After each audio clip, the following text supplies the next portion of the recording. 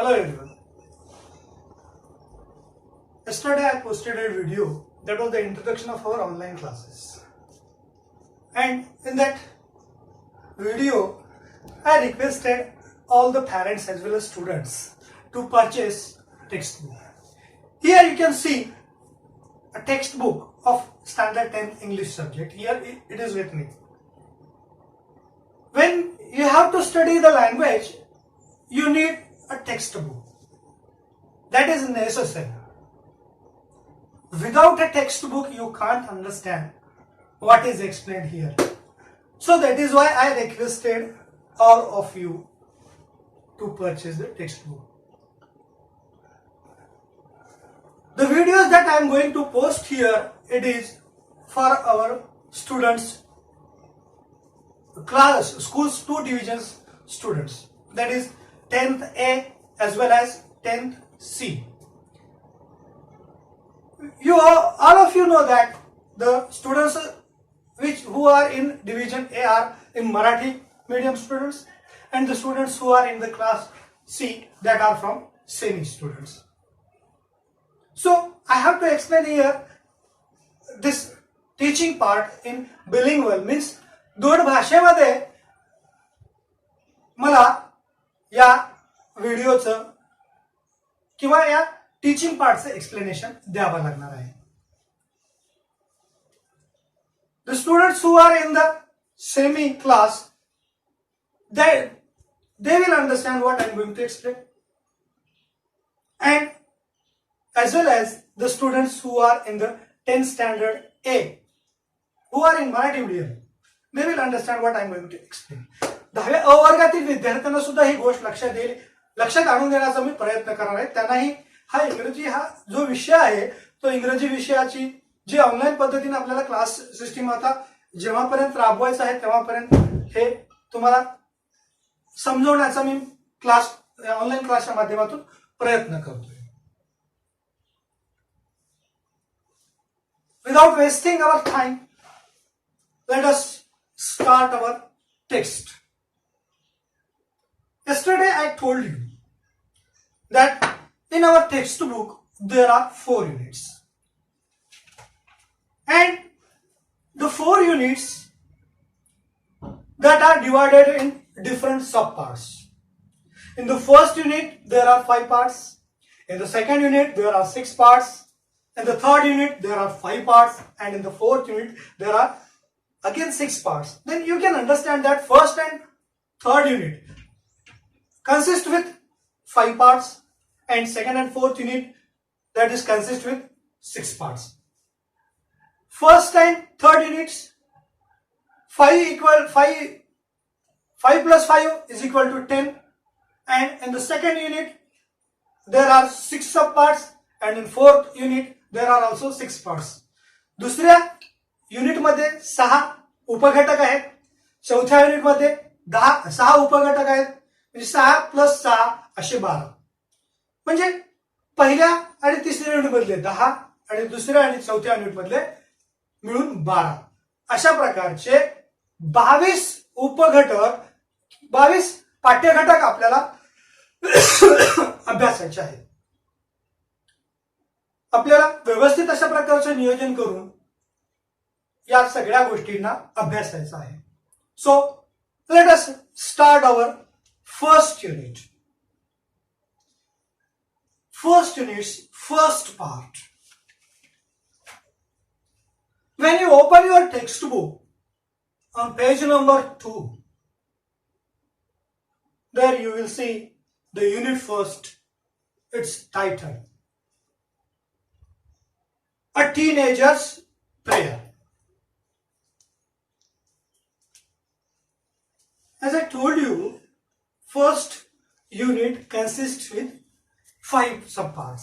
The first one is a poem. There are 2 poems in the first unit. We are thinking about the first part, that is it, A Teenager's Prayer. आपल्याला आता पहिल्या पार्टचा अभ्यास करायचा आहे, जो आहे त्याचं शीर्षक दिलेलं आहे टीनेजर्स प्रेयर.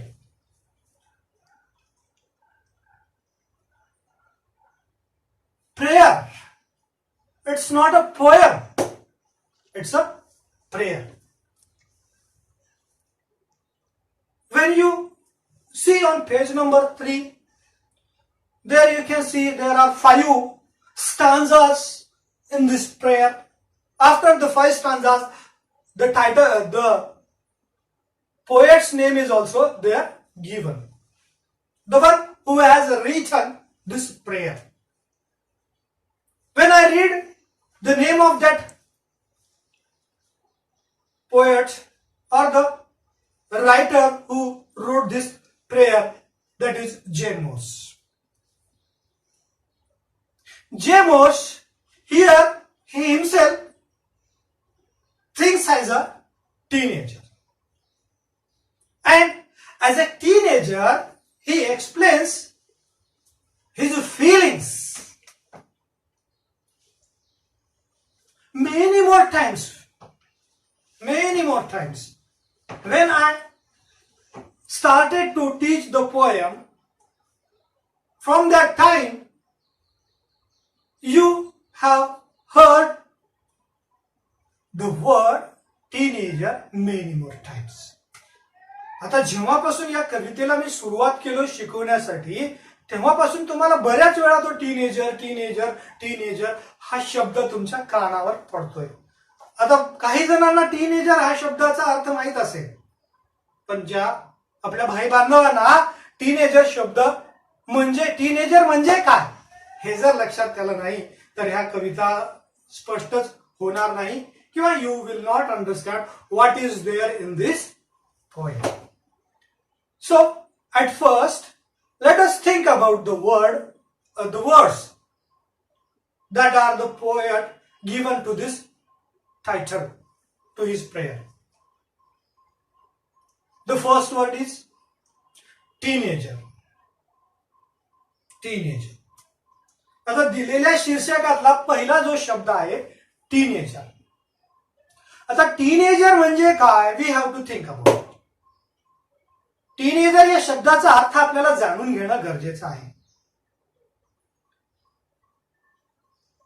टीन एज हा शब्द माहित आहे. एज म्हणजे वय. टीन एज ज्याला आपण किशोरवयीन म्हणतो, मराठी शब्द टीन एजर्सला अर्थ आहे किशोरवयीन. मग किशोरवयीन या शब्दाच्या जर खोलात गेलो आपण, when you think about this word teenagers in deep, then you can understand that who is called teenagers, or कुणाला म्हणावं teenagers म्हणून. Those who are in the age group of 13 to 16 are called teenagers. तर विद्यार्थी मित्रांनो, किशोरवयीन कुणाला म्हणावं, की ज्या मुलाचं किंवा मुलीचं वय 13 ते 19 वर्ष वयाचं आहे, अशांना किशोरवयीन आपल्या मराठी भाषेमध्ये म्हटलं जातं, तर इंग्रजी भाषेमध्ये त्यांना टीनेजर्स म्हटलं जातं. मग आता कवी जेम्स ज्यांनी आपल्या या प्रार्थनेला टीनेजर्स प्रेयर म्हणून नाव संबोधलेलं आहे. आता तुम्हाला तुम्हाला सगळ्यांना जाणीव आहे की तुमचं रनिंग एज काय आहे. What is the age that you are living in your life now currently. तुम्हाला माहित आहे तुमचं वय काय आहे. साधारणपणे 14 ते 16 वर्ष किंवा 13 ते 16 वर्ष वयोगटातील तुम्ही विद्यार्थी आहात. म्हणजे कवी आपल्या कवितेला जो शीर्षक दिलेला आहे, the poet who has given the title for his poem teenagers, means you are completely in teenage. आता तुमचं वय ज्या किशोरवयीन गटामध्ये तुम्ही मोडता, मग अशा प्रकारच्या किशोरवयीन मुलाची जी फिलिंग्स असते, जे इमोशन्स असतात, त्याची जी थिंकिंग असते, त्या थिंकिंग बद्दल या ठिकाणी इथं कवीनं आपलं मत मांडलेलं आहे. कवी स्वतःला एक teenagers, the poet himself refers as a teenager. कवी स्वतःला एक किशोरवयीन संबोधून प्रार्थना इथं मांडलेली आहे. I think you understood the first word of the title teenager. Now the next word of the title, that is prayer. कवितेच्या शीर्षकाचा जो दुसरा शब्द आहे तो आहे prayer.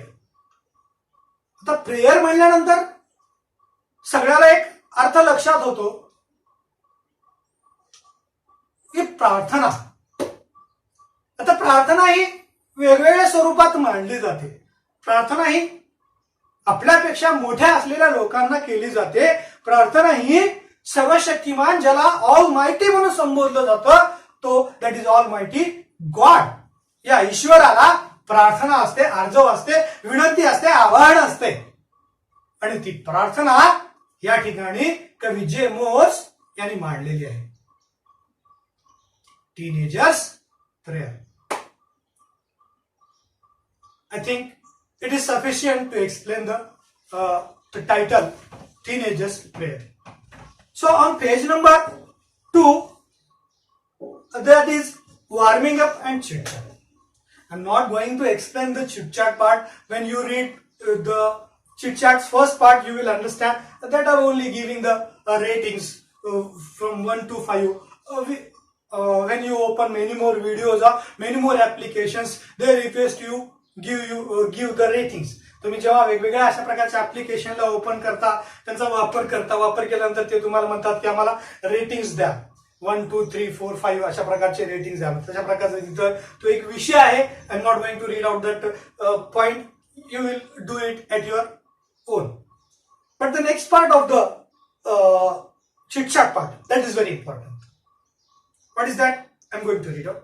In poetry, we are studying poetry part. In poetry, very often there are lines in which the poet seems to talk directly to an absent person, an abstract idea or thing or object. Many more poems are referred with these things. अनेक कविता अशा आहेत की अनेक कवितांमध्ये कवी अप्रत्यक्षरित्या, indirectly, जो absent आहे, absent म्हणजे अनुपस्थित आहे, अशा व्यक्तीला किंवा एखाद्या गोष्टीला उद्देशून कवी आपल्या फिलिंग्स एक्सप्रेस करतो. अशा प्रकारची जी फिलिंग्स असते, अशा प्रकारचे जे कवीचं भाव असते, भाव प्रकटीकरण असते, मग त्याला काव्यरूपामध्ये एक वेगळी अशा प्रकारची संकल्पना मांडलेली आहे. त्याच्यासाठी एक शब्द इथं वापरलेला आहे. Such a tactic or device used by the poet is the figure of speech.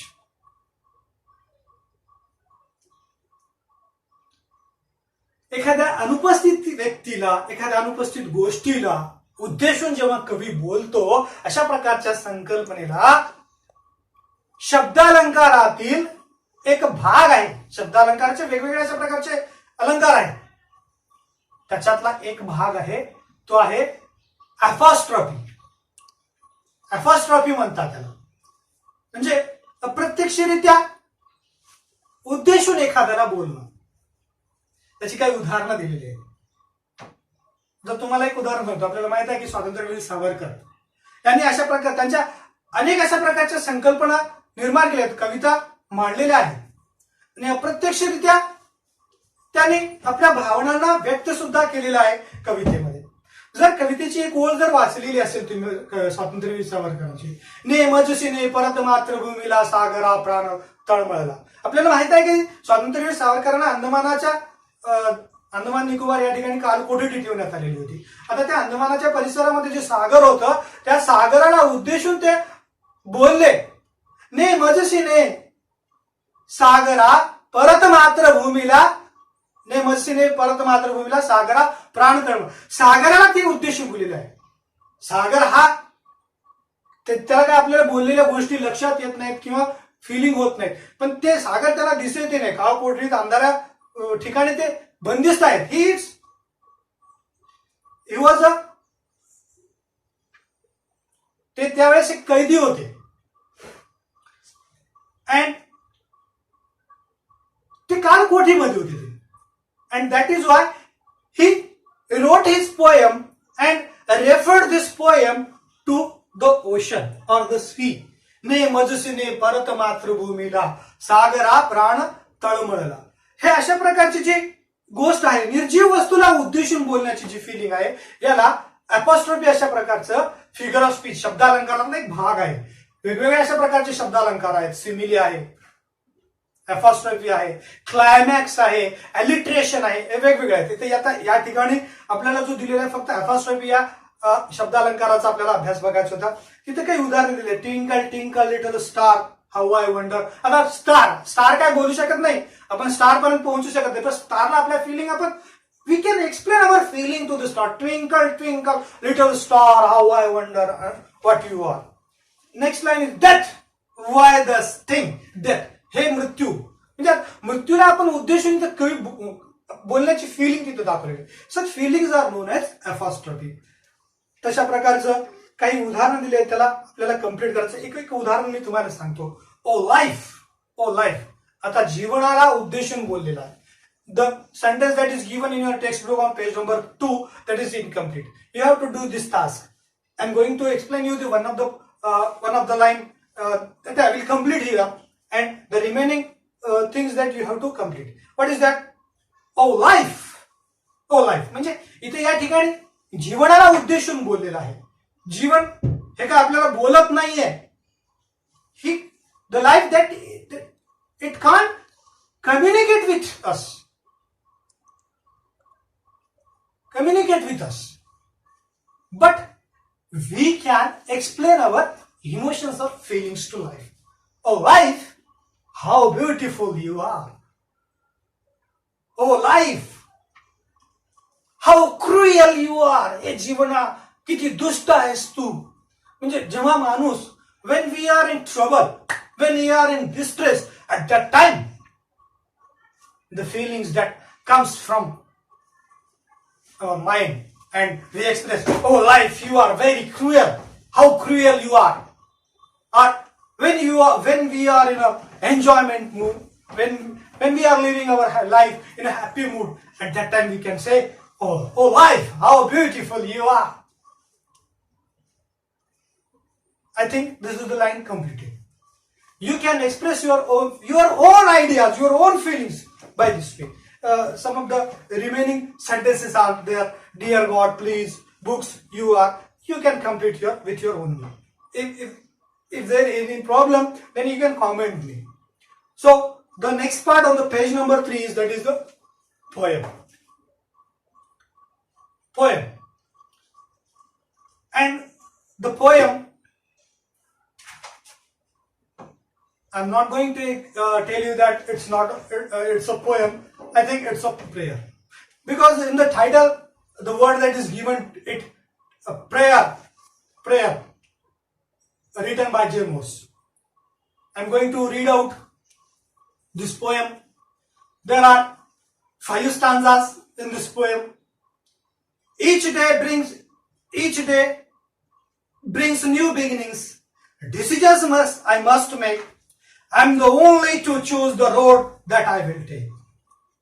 I can choose to take the road of life that leads to great success, or travel down the darkened road that leads to great distress. Please open up my eyes, dear Lord, that I might clearly see. Help me to stand for what is right. Bring out the best in me. Help, Lord, to say no when temptation comes my way, that I might keep my body clean and fit for the life each day. When my teenage years are over, I know that I will see that life is lived its very best with you walking next to me.